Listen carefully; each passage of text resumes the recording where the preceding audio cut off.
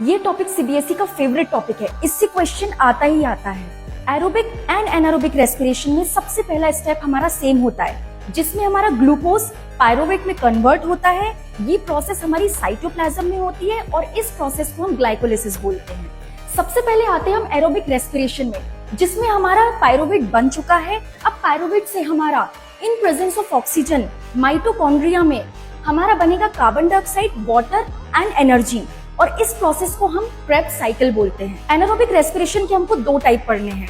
पहला होता है यीस्ट में, सेकेंड होता है हमारा मसल टिश्यूज में। पहला हमारा पायरुवेट से इथेनॉल, कार्बन डाइऑक्साइड और एनर्जी का फॉर्मेशन होता है, जो कि यीस्ट में होता है। इस प्रोसेस को हम फर्मेंटेशन बोलते हैं।